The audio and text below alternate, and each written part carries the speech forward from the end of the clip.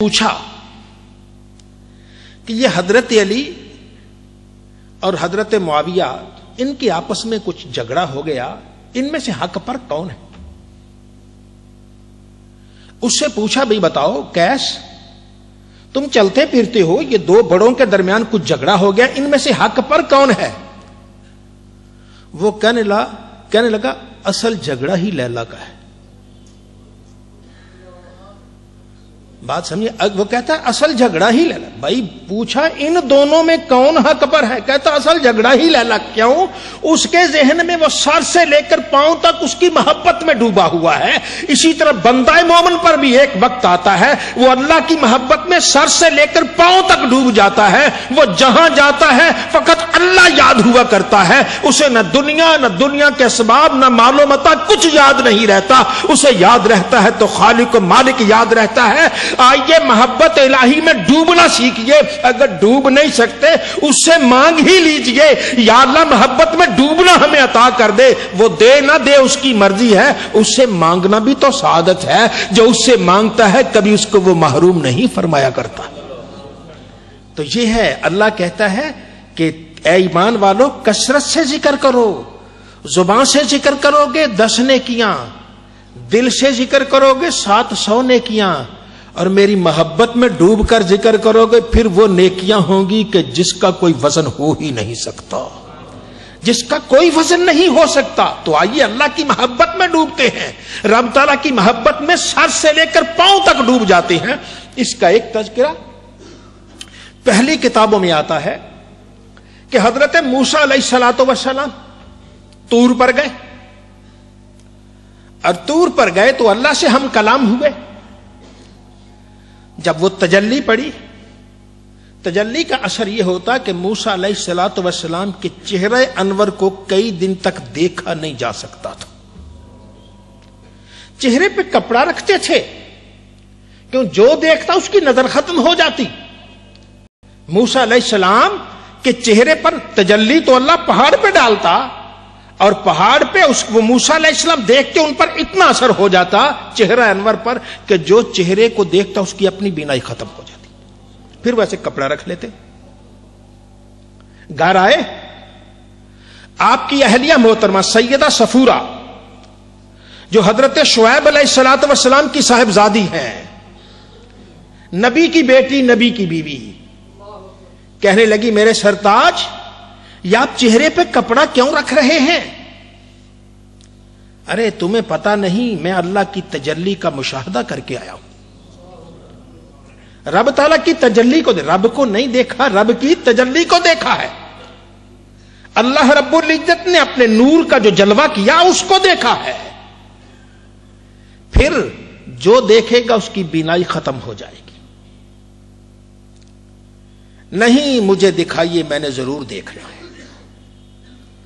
میں اللہ کی اس تجلی کو دیکھنا چاہتی ہوں جو آپ کے چہرے پر ہے، تم نہیں دیکھ سکتے، میں دیکھنا چاہتی ہوں، دکھاؤ مجھے، پھر تیری آنکھیں ختم ہو جائیں گی۔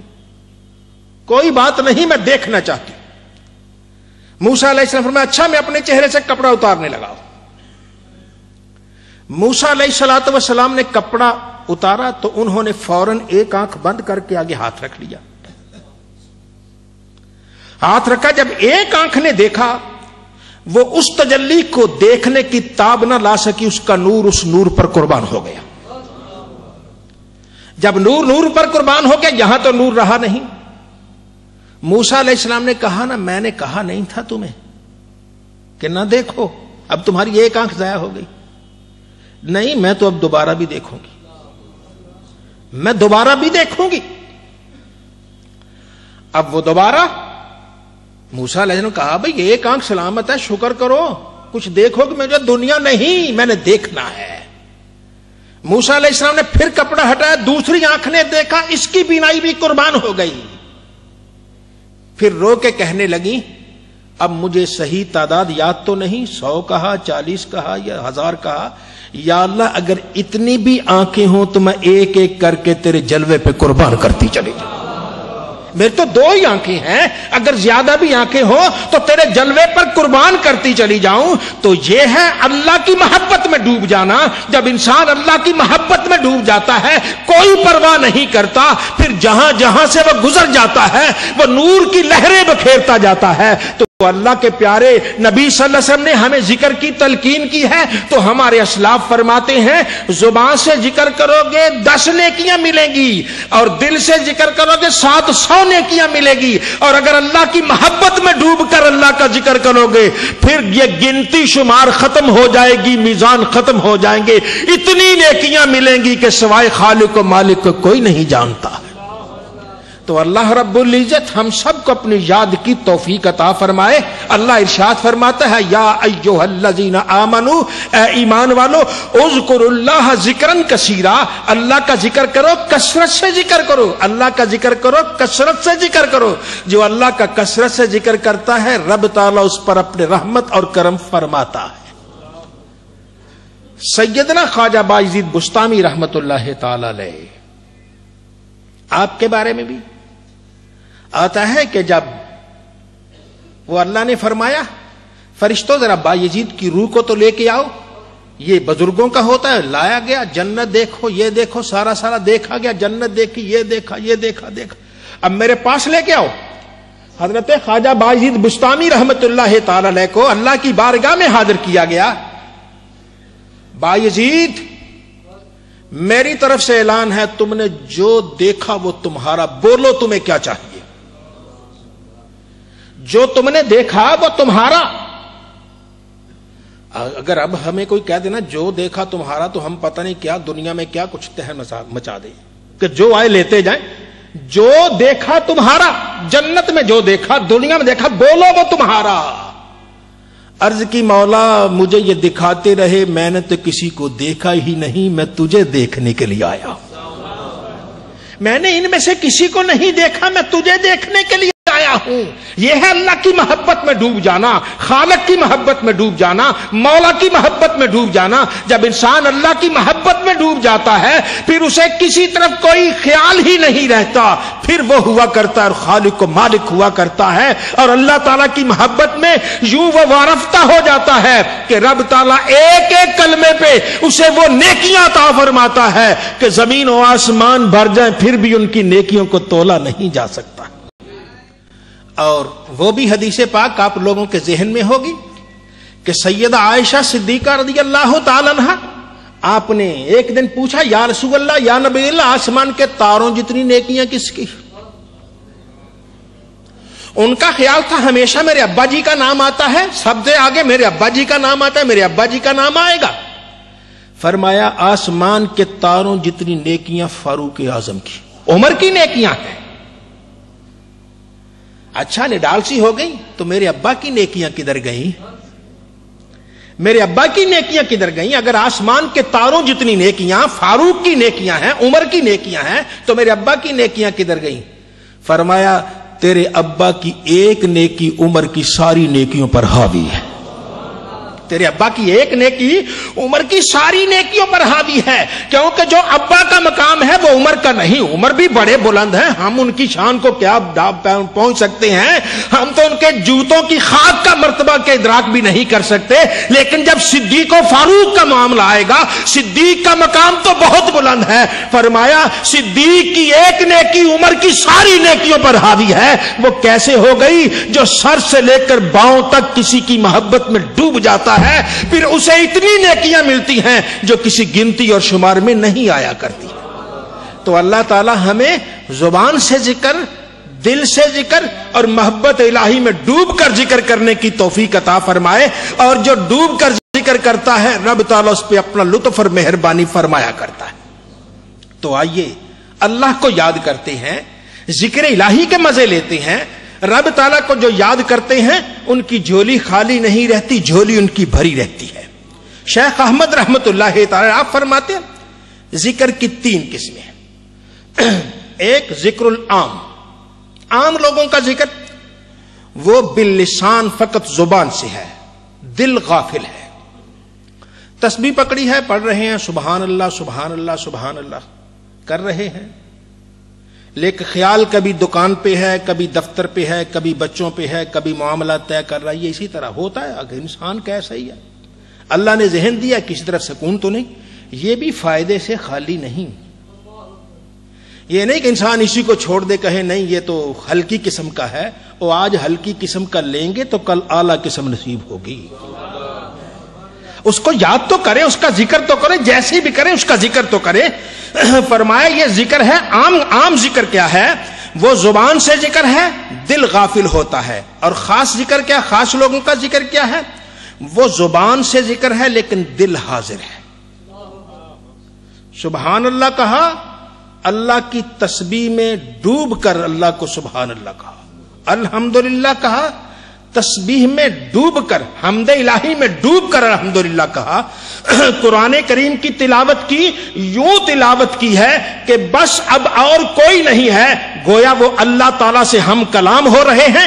کہتے ہیں جو اللہ تعالیٰ سے ہم کلام ہونا چاہتا ہے وہ قرآن کی تلاوت کر لے.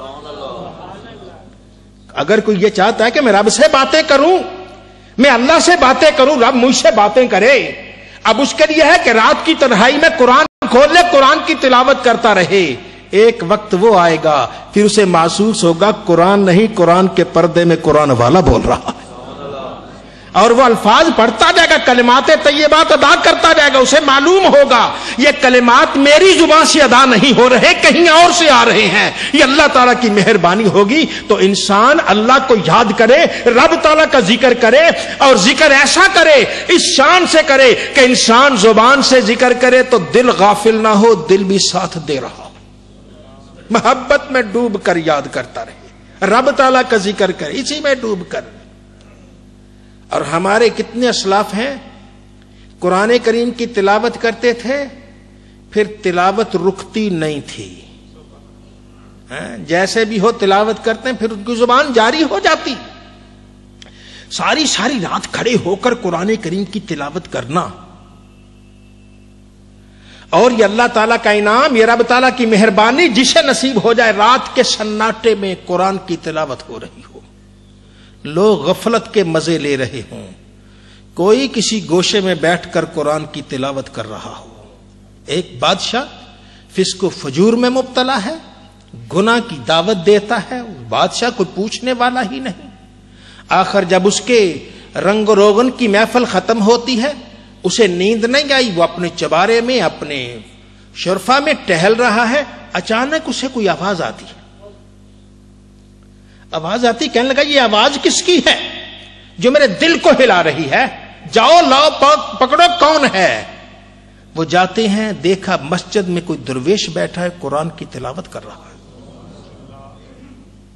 مسجد میں کوئی بیٹھا ہے، قرآن کریم کی تلاوت کر رہا ہے. اور وہ اسی طرح اس کی تلاوت نے اس کی کیفیت بدل دی بادشاہ کی. اسے لاؤ میرے پاس. آیا، کیا پڑھ رہے تھے؟ میں اپنے رب کا کلام پڑھ رہا تھا، رب کا قرآن پڑھ رہا تھا. قرآن کیا کہہ رہا تھا؟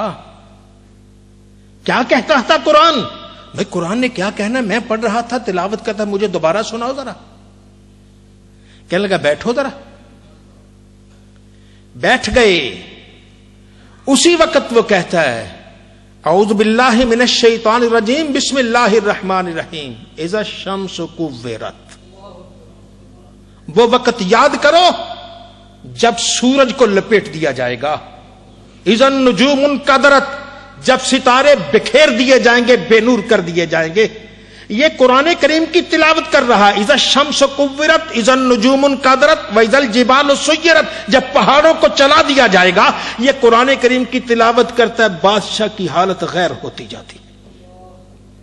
اور پھر جب یہاں پہنچتا ہے اذا الموءودۃ سئلت بأی ذنب قتلت. اس وقت رواج تھا لوگ اپنی بچیوں کو زندہ دفن کر دیتے تھے. جب زندہ دفن کی ہوئی بچی کو پوچھا جائے گا تجھے کس جرم میں مارا گیا ہے، بولو، جب اتنا کا اس کی چیخیں جاری ہو جاتی ہیں بادشاہ کی، اور وہیں چیختے ہوئے کہتا ہے لا الہ الا اللہ محمد الرسول اللہ، اس کی کیفیت بدل جاتی ہے۔ یہ کیفیت کون بدلتا ہے؟ جس کی زبان پہ کلام نہیں، کلام کے پردے میں کلام والا بول رہا ہوتا ہے، جسے متکلم بول رہا ہوتا ہے۔ آئیے اللہ سے محبت کرتے ہیں، اللہ کا ذکر کرتے ہیں، محبت میں ڈوب کر کرتے ہیں، سر کے بالوں سے لے کر پاؤں تک ڈوب کے کرتے ہیں، پھر ایسے غافل دل سے نہیں کرتے، سچے دل سے کرتے ہیں، زبان سے کرتے ہیں کہ دل حاضر ہو۔ جب حاضر دل کے ساتھ قرآن کی تلاوت ہوتی ہے، دل کی کیفیت بدلتی جاتی ہے۔ ہم جیسے غافل لوگ آج بھی جب کسی قاری کو حرم شریف میں قرآن کریم پڑھتے بعض اوقات سنتے ہیں تو آنکھوں سے آنسو چھلک اٹھتے۔ بھائی آج کے قاری یہ قرآن کریم پڑھیں آنکھوں سے آنسو آ جائیں تو جو مصطفیٰ کے قاری ہوں گے وہ پڑھتے ہوں گے دلوں کی کیفیت کا عالم کیا ہوگا۔ یہی وہ ہے انعام جو بندہ مومن پہ ہوتا ہے۔ آئیے اللہ کو یاد کرتے ہیں، ذکر الہی کرتے ہیں، زبان سے کرتے ہیں، ایسی زبان سے کرتے ہیں جس سے دل حاضر ہو، اور پھر دل حاضر سے بھی ذکر کرتے ہیں، دل سے بھی ذکر کیا کرتے ہیں۔ جو اللہ کی بارگاہ میں حاضر ہوتا غافل نہیں ہوتا، ایک ایک لفظ پر وہ دل جو ہے وہ وہاں موجود ہوا کرتا ہے۔ آئیے حاضر دل کے ساتھ اللہ کو یاد کرتے ہیں۔ اللہ کو یاد کرنے والا محروم نہیں رہتا۔ ذالک فضل اللہ یؤتیہ من یشاء، یہ اللہ کی مہربانی ہے، کرم ہے، اللہ جسے چاہتا ہے عطا فرماتا ہے۔ اللہ ہم سب کو نصیب فرمائے۔